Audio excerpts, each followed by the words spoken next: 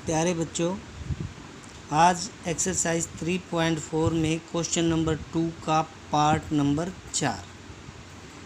यह मीना 2000 रुपये निकालने के लिए एक बैंक गई। उसने खजांची से 50 रुपये तथा 100 रुपये के नोट देने के लिए कहा। मीना ने कुल 25 नोट प्राप्त किए। ज्ञात कीजिए कि उसने 50 रुपये और 100 रुपये के कितने कितने नोट प्राप्त किए। तो मान लेते हैं बेटे 50 रुपये के नोटों की संख्या x तथा 100 रुपये के नोटों की संख्या 50 रुपये के नोटों की संख्या x तथा 100 रुपये के नोटों की संख्या y। प्रश्नानुसार में केस फर्स्ट जो है वो मीना 2000 रुपये निकालने के लिए नोट गई थी। अब नोटों की कुल कीमत है 2000 रुपये। तो ये कैसे आएंगे? मान लो अगर 50 रुपये के 5 नोट हैं और 100 रुपये के 6 नोट हैं, तो टोटल कितने नोट हुए, कितनी अमाउंट हुई? 50 गुना में 5 250 रुपये, और 100 रुपये के 6 नोट है, 100 गुना में 6 600, यानी कि 850। इसी प्रकार मीना 2000 रुपये निकालने के लिए गई थी। 2000 रुपये में उसने 50 रुपये के नोट तो x लिए और 100 रुपये के नोट लिए y। तो केस फर्स्ट में जो कुल राशि जो है हमारे पास, कुल राशि जो थी वो थी 2000 रुपये। तो ये कैसे आएगा?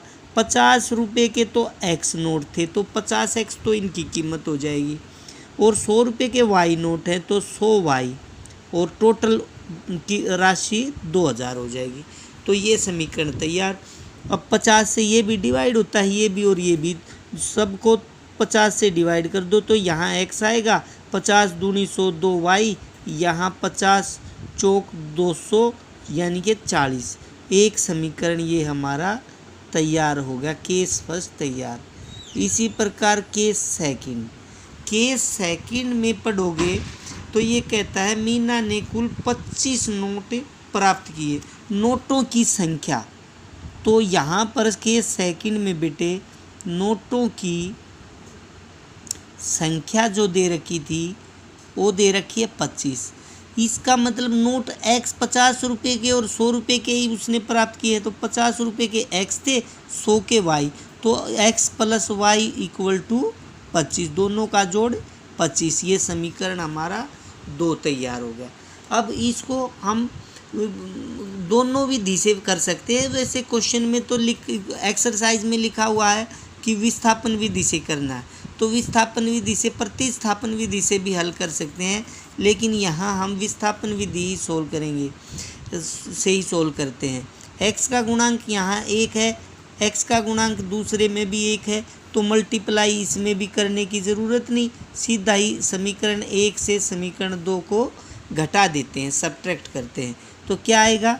x प्लस 2y बराबर 40 तो ऊपर, और x माइनस y जो x प्लस y बराबर 25 जो है नीचे।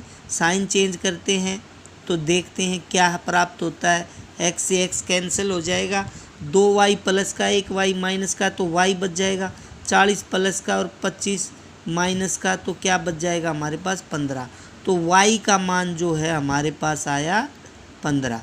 अब x का मान निकालने के लिए हमें समीकरण 1 में रखना पड़ेगा मान, या समीकरण 2 में रखना पड़ेगा।